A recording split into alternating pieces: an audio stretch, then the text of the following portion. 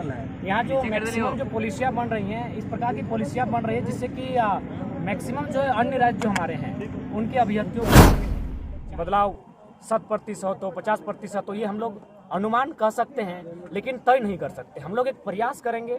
हम लोग जो होता है ना, मेरा हिसाब से झारखंड की जो मैंने परिस्थिति है, ग्राम सभा और मुखिया द्वारा सत्यापित करना कहीं ना कहीं उचित नहीं होगा। इसलिए नहीं होगा कि बहुत सारे जो अन्य राज्यों के हैं, अन्य देशों के लोग हैं, वो यहाँ पर काबिज हुए हैं, और काबिज हुए ही नहीं है, और वो लगभग कम से कम जो विधानसभा से छोड़ ही देते हैं, बहुत सारे मैंने पंचायतों में मुखिया बने हैं। अगर वहाँ पर भूमिहीन का मामला आएगा और वो अगर अन्य राज्य का भी निवासी होगा, तो मुखिया चूंकि अन्य राज्य के हैं, अतः वह उसके पक्ष में सत्यापित कर सकते हैं। अतः वहाँ क्या मामला होना चाहिए, भाषा और संस्कृति, जो झारखंड की भाषा संस्कृति है, मान्यताएं हैं, उन पर लोग ढले हैं कि नहीं, उनके सर्वे का आधार वो होना चाहिए। दूसरा बात, और कुछ आंकड़े आप रख सकते हैं। ज़मीन का जो सेटलमेंट है अन्य जिलों में अलग अलग टाइम पे हुआ है, आप प्रत्येक जिला के लिए एक सर्वे करते हुए अलग टीम तैयार करते हुए अलग का क्राइटेरिया रख सकते हैं। दूसरी बात, आप एक कॉलम ये भी कर सकते हैं कि कोई व्यक्ति जो अन्य राज्य में है या फिर हमारे राज्य का है, उसका अन्य राज्यों में सरकारी नौकरी को छोड़कर किसी अन्य सरकारी दस्तावेज में नामांकित ना हो।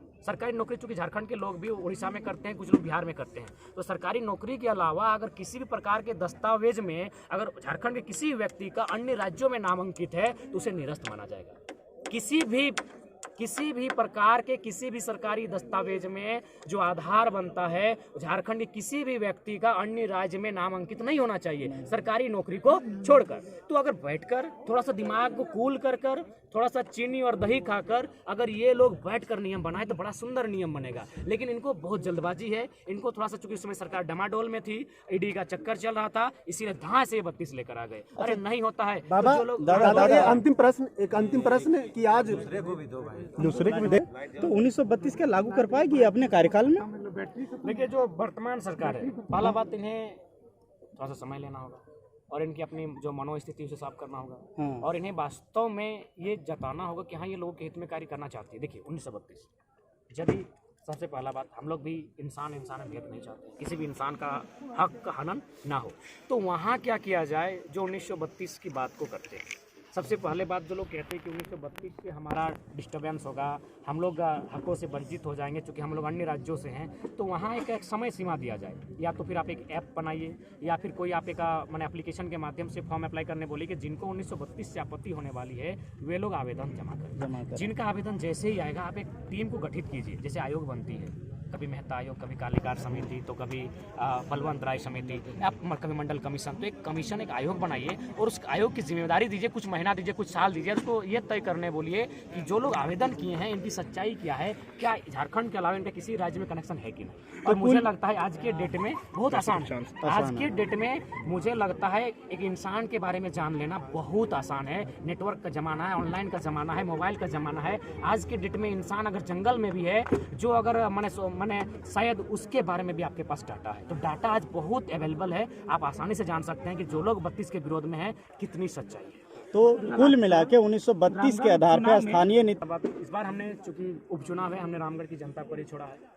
क्योंकि हमको भी लगता है कि अभी हम लोग अब एक उपचुनाव में अपनी ऊर्जा को हम लोग व्यस्त नहीं करें। चुनाव से पहले आप लोग बोले कि हम हजारों छात्रों के साथ हैं। हाँ, तो लेकिन अगर छात्र एक हो जाते हैं तो किसी एक छात्र के चुनाव में हम लोग प्रचार में भी सामने आ जाते हैं। लेकिन छात्र चूंकि काफ़ी ज़्यादा संख्या में है, तो हम लोग एक इंटरनेशनल मैसेज छात्रों को दिए हैं कि आप लोग को जो अच्छा लगे चुनाव की एक रात में खेला। अभी कुछ बात पहले बोले अटैची की, और 2024 जो चुनाव है उसमें भी अटैची बिल्कुल अटैची रहेगी। तो आप लोग कैसे फेस करेंगे? हम लोग विचारधारा से ही फेस कर पाएंगे, और हम लोग अभी तो उपचुनाव में विचारधारा से नहीं चल रहा है आप लोग का। हाँ, कहीं ना कहीं जितने भी उपचुनाव हुए हैं उनमें विचारधारा हावी नहीं रही। जो तो उस टाइम में तो 81 विधानसभा रहेगा, अभी तो एक ही विधानसभा है, और एक नहीं कर रहे फेस आप लोग, तो 81 कैसे कर पाएंगे? 24 चुनौती रहेगी, एक बहुत बड़ी चुनौती हम लोग के सामने रहेगी। लेकिन चुनौतियों से भाग जाना और जब मुसीबत सामने आए तो कंबल ढक के सो जाना कहीं ना कहीं एक मैंने विचलित करने वाली बात होगी। तो हम लोग चुनौती से हतोत्साहित नहीं होंगे, उसका हम लोग सामना करने का प्रयास करेंगे, और उसका हम लोग प्रयास कर ही रहे हैं। मैंने क्या लगता है कि झारखंड का नया चेहरा जयराम महतो हो सकते हैं अगले 24 के चुनाव में? देखिए, जयराम महतो नया चेहरा नहीं होंगे, लेकिन जयराम महतो के साथ जितने भी नौजवान हैं वो एक विचार को तौर पर देखे जा सकते हैं, एक व्यवस्था परिवर्तन, एक पॉलिटिकल रिफॉर्म के तौर पर हम लोग देखे जा सकते हैं। और निश्चय ही 2024 में आज जो आंदोलन चल रहा है पिछले साल भर से, जिसमें काफ़ी कुछ घटनाक्रम देखने को मिली है, उतार चढ़ाव देखने को मिली मिली है, इसका कुछ ना कुछ असर आने वाले 2024 के चुनाव में देखने को मिलेगा। दादा आखिरी सवाल है, धनवार में फर्स्ट बार यहाँ आए हुए हैं, धनवार के युवाओं और खासकर पूरे गिरिडीह जिलाओं के लिए क्या कहना चाहेंगे? धनवार को यही कहना चाहेंगे क्योंकि कहीं ना कहीं ये गिरिडीह जिला के अंतर्गत आता है और मैंने तो स्पष्ट कहा कि गिरिडीह जिला जो हमारे झारखंड का एक बहुत ही सुंदर जिला है और आंदोलन की अगर बात कही जाए तो पारसनाथ पहाड़ हमेशा आंदोलन का पर्याय रहा है, गिरिडीह जिला में ही आता है। तो गिरिडीह जिला के नौजवानों को यही संदेश देना चाहेंगे कि आंदोलन में इनकी भूमिका हो। हालांकि ये आंदोलन भले धनबाद बोकारो के कोयलांचल की माटी से इसका आगाज हुआ है, लेकिन गिरिडीह ने भी इसको बहुत समर्थन किया है और ये धीरे धीरे स्टार्टिंग में डुमरी तक पहुंचा, पीपटान, बगोदर, सरिया, बिरली और आज राजधनवार तक आया है। ये देवरी, तीसरी, गांवा, गांडे तक जाने में भी देर नहीं लगेगा क्योंकि जो होती है आइडियाज जो होते हैं उनको समय नहीं लगता है फलने फूलने में। आइडिया कहीं ना कहीं सकारात्मक है। राज्य में हो रही है यहाँ जो मैक्सिमम जो पॉलिसियाँ बन रही हैं, इस प्रकार की पॉलिसियाँ बन रही है जिससे कि मैक्सिमम जो अन्य राज्य जो हमारे हैं उनके अभ्यर्थियों को लाभ मिले, चाहे आप संविधान का मामला हो या फिर जो अन्य मामले हैं, चाहे आउटसोर्सिंग का मामला लें या फिर कॉन्ट्रैक्ट में आप चले जाए। जिस प्रकार से भी यहाँ नियुक्तियाँ हो रही हैं, अब देखिए जो नई नियोजन नीति बन के आ रही है, यहाँ भाषा के बैरियर को समाप्त किया जा रहा है। अब इसमें क्या है, जब भाषा और स्थानीयता का उसको अनुभव नहीं होगा, इसका मतलब स्पष्ट है कि पूरे भारत में खुली छूट है, कोई भी व्यक्ति कहाँ से आता है। तो ठीक उसी प्रकार अगर इस प्रकार की प्रक्रियाएँ हो रही है नियुक्तियों में मैंने जो कि न्याय संगत नहीं है, तो इसका हम लोग विरोध करते हैं और आने वाले दिनों में अगर इस पर भी आंदोलन किया जाएगा तो हम लोग उस आंदोलन में उपस्थित रहेंगे और विरोध दर्ज कराएंगे। रामगढ़ जो चुनाव है ये आप लोग बहुत कमजोर करते हैं।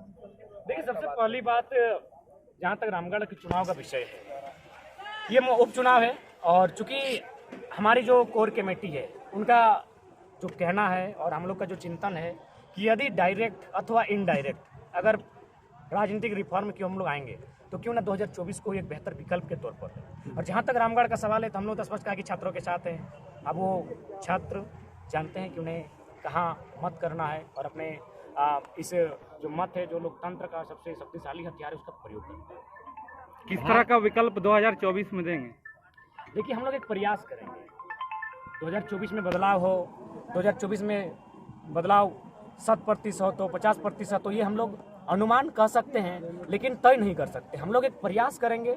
हम लोग जो होता है ना, जैसे कोई सचिन तेंदुलकर वर्ल्ड कप जीतने का उन्होंने प्रयास किया था लेकिन फाइनली 2011 में जीत पाए थे, तो ठीक उसी प्रकार हम लोग जनता के बीच जा रहे हैं और जनता को बारीकी से एक एक चीज़ों को तर्क से हम लोग बता रहे हैं कि जो इस राज्य के विधायिका में बैठे लोग हैं, 81 के 81 पक्ष और विपक्ष का सवाल ही नहीं है। 81 के 81 किस प्रकार गलत नीतियों का समर्थन कर रहे हैं, किस प्रकार 60-40 नियोजन नीति लेकर आ रहे हैं, किस प्रकार यहाँ 1985 की स्थानीय नीति को लेकर आ रहे हैं और इसका सीधा प्रभाव पड़ रहा है झारखंड के जनमानस के ऊपर। और ये हम नहीं कह रहे हैं। यदि इस राज्य में इस राज्य के हितार्थ के लिए अगर पॉलिसी नहीं बनती है तो आने वाले कुछ वर्षों में यह राज्य अपने अस्तित्व से समाप्त हो जाएगा। उसका उदाहरण हम देंगे। चूँकि हम धनबाद जिला से आते हैं, धनबाद जिला में आज से 20 वर्ष पूर्व जब मेरा एक भाई थे, उनका जब विवाह में हम लोग बेलाटाण गांव गए थे तो वहाँ बहुत गांव थोड़ा अंदर था और हम लोग जब आज जाते हैं तो वहाँ काफ़ी संख्या में अन्य राज्यों के लोग बस चुके हैं। बसे हैं वो अलग विषय है। वहाँ क्या है, उनके पास वोटर ID है, उनके पास राशन कार्ड है, उनके पास आधार कार्ड है और वो है, वो भी हम नहीं कह रहे कि नहीं होना चाहिए। उनका यहाँ के बाद यही सेम कागज जो आज झारखंड में है उनके राज्यों में भी है। यानी वे लोग क्या कर रहे हैं, जो नीति को नियोजन पॉलिसी में लागू किया जाए जो खतियान के आधार पर तय होगी और नियोजन पॉलिसी में ये तय किया जाए कि जो झारखंड की नौकरियां होंगी, चाहे A ग्रेड, B ग्रेड की हो या फिर 3rd और 4th ग्रेड की हो, C, D ग्रेड की हो। C और D ग्रेड हो उसमें लगभग 90 से 85% रिजर्व किया जाए झारखंडियों के लिए और जो A और B ग्रेड की हो उसमें कम से कम 75% हो। और साथ ही साथ जो प्रत्येक मैं तो कहना चाहूँगा कि प्रत्येक हो सके तो जिला स्तरीय भाषाओं को ऐड किया जाए। अगर जैसे कि पलामू में बराबर पलामू प्रमंडल में लेकर विवाद आता है तो सिर्फ पलामू मंडल के जो भी अभ्यर्थी हैं उनको आप देखें, अगर उनकी भाषाओं में अगर तालमेल नहीं बैठता है तब वहाँ के लिए सिर्फ उसी ब्लॉक के जो अभ्यर्थी उसी प्रमंडल के जो अभ्यर्थी आवेदन करेंगे उसको आप हिंदी को तरजीह दे सकते हैं। बाकी जैसा जिला है उस जिला के आधार पर जो स्थानीय भाषा है, जो जनजातीय भाषा है, जो लोकल भाषा है, उनके आधार पर और प्रयास ये भी किया जाए। चूँकि देखिए, आखिर नौकरी कोई क्यों करता है, इसीलिए अपने परिवार के लिए, तो उसको एक ऐसे स्थान पर नियुक्त किया जाए जहाँ उसकी भाषा भाषी के लोग हैं, ताकि उससे क्या हो कि उसको भी समस्या ना हो और जहाँ पर वो पदस्थापित हुआ है वहाँ भी। और देखिए, लोकल भाषा को अगर हम लोग ऐड करते हैं, आज अगर एक बहुत ही इंपॉर्टेंट बात हम कहेंगे, आज अगर हमारी भाषाएं नष्ट हो रही हैं, आज अगर हमारी भाषाएं विलुप्त हो रही है, हम खुद की बात करते हैं, मैं अंग्रेजी से PhD कर रहा हूँ, तो इसलिए नहीं कि मैं अंग्रेजी से PhD कर लूँगा तो लोग हमारे लिए तालियां बजाएंगे या फिर लोग हमारा सम्मान करेंगे या फिर लोग हमें बैठने के लिए देंगे। इसलिए कर रहे हैं कि इंग्लिश में स्कोप, इंग्लिश में नौकरियाँ हैं, इंग्लिश से मेरा पेट भरेगा। दूसरा कोई बात नहीं, हम कोई बड़ा नहीं बन जाएंगे इंग्लिश से पीएचडी करने के बाद। इंग्लिश में स्कोप है, इंग्लिश में चांसेस ज़्यादा है, 2 पैसा कमाने का चांस ज़्यादा है, इसीलिए हम इंग्लिश से पीएचडी कर रहे हैं। तो ठीक उसी प्रकार यदि रोजगार को भाषा से जोड़ा जाए तो उससे क्या चांसेस होगा कि भाषाएं खत्म भी नहीं होंगी और एक अच्छा विकल्प भी बन जाएगा और एक बैरियर बनेगा अन्य राज्यों के लिए कि अन्य राज्यों के लोग आसानी से यहाँ प्रवेश नहीं करेंगे। अब मान के चलिए आप वीडियो के लिए तो प्रतिबंध नहीं लगा सकते हैं कि वीडियो आपका अगर धनवार का है तो धनवार का ही हो, ये नहीं लगा सकते। लेकिन जैसा ही कोई वीडियो बने आप वहाँ ट्रांसलेटर लगा सकते हैं कि धनवार में कौन सी भाषा बोली जाती है, ट्रांसलेटर लगा सकते हैं। और जब ट्रांसलेटर वहां लगेगा तो 110% वो जो नौकरी जाएगी किसी धनवार के ही बेटे को जाएगी।